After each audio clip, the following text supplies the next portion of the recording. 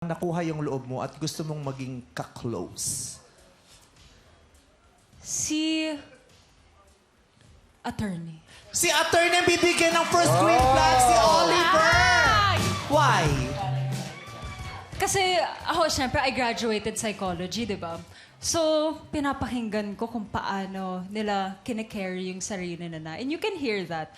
So, parang yung sagot niya yung pinaka-level-headed, pinaka-composed, and swak sa situation ko, if mangyari yun. Pasado ba yung pinili, yung decision ni Michelle, Miss Melanie? Okay sa'yo yun? Approve?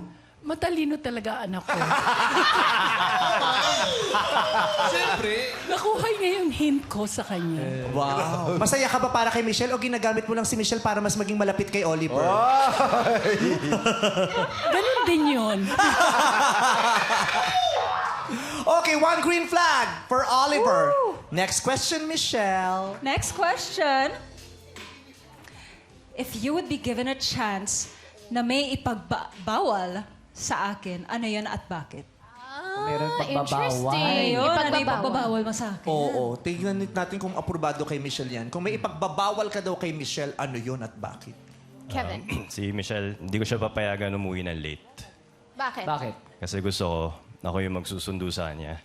Kahit anong oras yan, after work, I'll be there para safe siya pauwi. Okay, linawin lang natin. Hindi mo siya papayagang umuwi ng late. Hindi mo siya papayagang umuwing mag-isa ng Ayun, late. yun na pala, mag-isa ng late. Okay.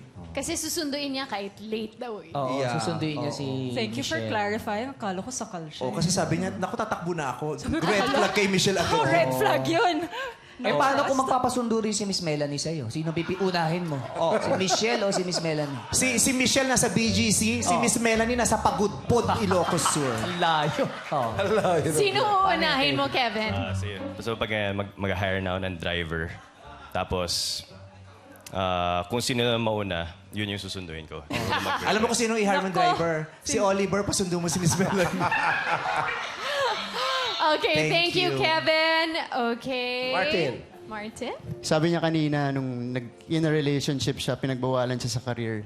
Pagbabawal ko na, ilimit niya yung sarili niya sa career kahit nasa in a relationship. Kasi alam natin yung potential ni Michelle, so gusto ko kahit nasa relationship, hindi mapipigilan yung mga ginagawa niya. Kumbaga, meron pa ring understanding dun sa mga ginagawa ng both parties. Ganun. Pagbabawalan niya, pero positibong pagbabawal. Pagbabawalan kitang limitahan mo ang mga kaya mong gawin. Yeah. Ganda. Ano, no? Apo. Oliver. I guess I would never ask her to stop chasing her dreams, even if that means we would spend less time together. I understand how important her goals are for her career, so I could never ask her to make that sort of sacrifice because I believe that our relationship should add to your life and not take away from it. Yun naman yun. Grabe. Ilang taong ka na? 32 po. Pwede ka pang sumali sa Miss Universe Philippines. Yung mga ganyan sagutan, ilalaban ko to, Day. Oo. Kaya di mo mag-swimsuit? Kaya mo mag-swim. Parang muntik na ako sumilip. Oo, di ba? Grabe yung sagutan. Lahat pwede na sa Miss Universe, pero parang bawal pa rin ata ang Oh, lalaki. yeah, sa Pilipinas. Pero ang ganda namang sinabi nilang tatlo. Pero Kaya kailangan nga mong eh. pumili at magbigay ng green flag sa isa sa Nahihirapan kanila. ako. Sabi ko, my gosh, ang hirap. Kasi mahalagang question to sa akin eh. Yeah. I'll go for Martin. Oh, why? Siyempre kasi nabanggit niya na malaki daw yung potential ko, tapos isusupport niya. Pagbabawalan niya ako to limit myself. So, pasok. Pasok. Oo, yun talaga siya eh. Kasi empowered si Michelle eh. Hindi siya papayag na malimit siya. So congrats, Martin. May green flag ka na din. Nako, meron pang third question. Kevin, lumaban ka. Yung nanay mo nagro-rosaryo na. Last Okay, question. last question. Nako! Ayan. Kung artista ang girlfriend mo, kaya mo bang mapanood na may ka-kissing or love scene siya? Kevin. Yes, syempre. Kasi alam ko naman yung mga pelikula natin, yung mga TV shows and movies. Lahat yan, art naman yan. And they're doing that for the art and for the fans especially, diba? So, yung mga, doon nagiging masaya yung mga tao. So, if they're bringing joy to the whole nation, edi go ako doon. Wow. Proud na proud yung nanay, pumalakpak talaga. Yes, ganda. Pero, papayagan mo, pero can you watch? Kaya mong panoorin yung girlfriend mo sa screen na may ka-kissing or ka-love scene? Yes pa rin. Kasi syempre, movie ngayon, pinaghirapan niya. So, papanoorin ko talaga every second na movie na yan. Martin! Yes, papayagan ko. Pero pag pinapanood ko na, pipikit ako ng konti dun sa kissing scene. Part na yun, Kasi may ano pa rin eh. May konting, syempre. Effect naman. May effect, maapektuhan ka pa rin. So, papayagan ko pa rin.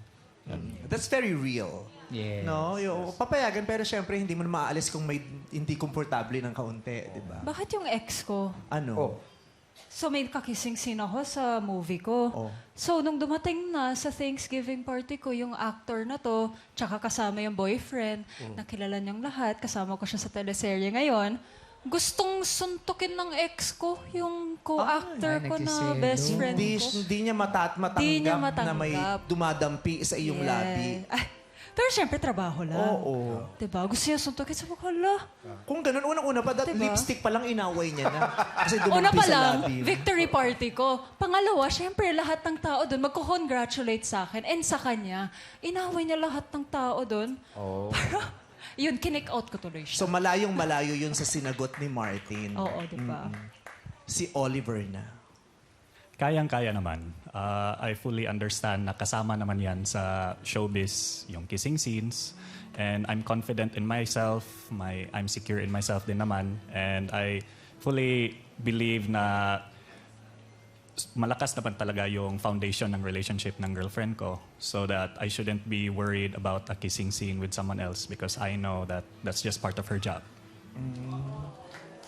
Nagpapaseminar ka minsan, Oliver.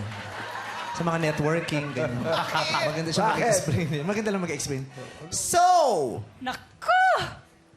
Michelle, Ang may dalawang green flag, no? Yeah. Mananalo. Paano kapag tatlo silang may green flag? ay nako, yung nanay mo ang makikinabang. Si Miss Mela yung Wala kang mapapa. Susuportahan mo lang yung nanay mo. Bibigyan mo siya ng pang-RFID pag nagtagaytay sila. Ganun. So dito sa Q&A na to, pwede ko na lang ipasa ang mic mo para siya lang sumagot sa tanong. So, Hindi. last green flag na to, Miss Melanie, meron ka bang gustong i-push kay Michelle na piliin niya na? Well, anak, alam mo naman ako, hindi naman ako mahilig talaga sa gwapo, pero sa matalino gusto ko kasi gusto ko may nagpapatawa sa akin. At Baka marami ako ako piliin ito. natututunan. Uy, pogi Ginawa naman ko yung ni tatay Michelle. ko, mama. Pogi naman tatay ko, di ba? So, sino po ang ipupush mo kay Michelle? Baka sakaling ma-influence mo siya. Yung sa tingin mong matalino at magpapatawa sa'yo at hindi possessive. Sino po sa tatlo? Someone who's, who will understand you.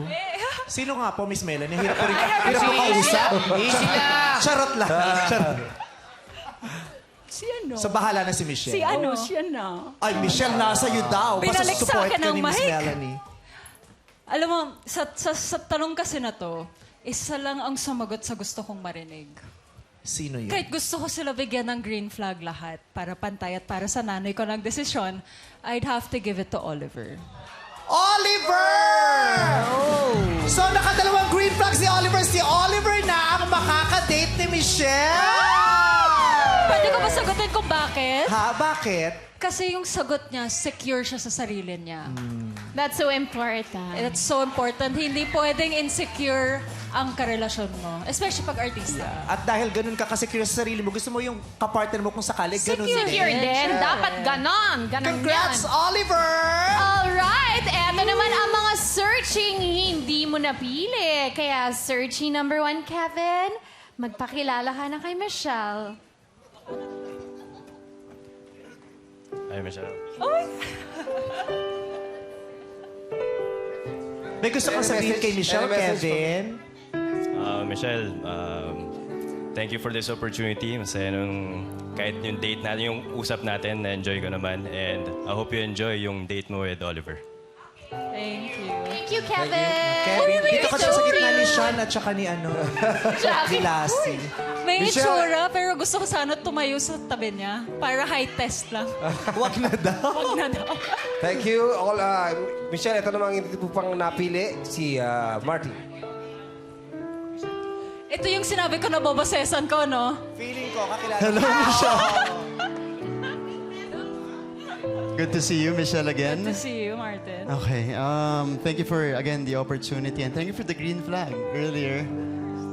Sana maging masaya yung date niyo ni Oliver. And if ever na mag-flourish yun, you know, I hope you have a great time together. Masaya. Thank you, Martin. Thank you, Michelle. Thank you, Martin. Bago natin ipakilala si Michelle kay Oliver, pakinggan muna natin, espesyal ang magiging mensahe ni Miss Pinapawisan ako. Melanie Marquez sa kanyang anak na si Michelle. Pwede na ba ako Hindi humarap? pa, si Mami mo ang pupunta sa front mo. Miss Melanie, ano pong message niyo kay Michelle? I'm so glad na ang dali-dali mo makuha yung hint ko.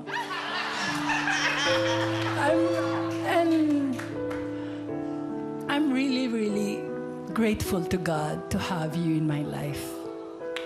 Thank you for loving me, anak. I love you, Mom.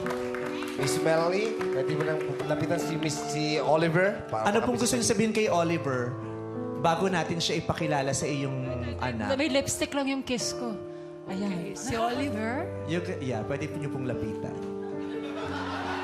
Nakakatakot yung lapit ni Miss Melanie. Para paglapit, sinong tatay mo? well, you know something? I really like you because, first of all, you're a lawyer. And I hope you're not a liar. Hindi naman. But nevertheless, wag ka matakot sa akin because I will not judge you. You are not a bull. So that's why. Thank you so much. Thank you, Miss Melanie.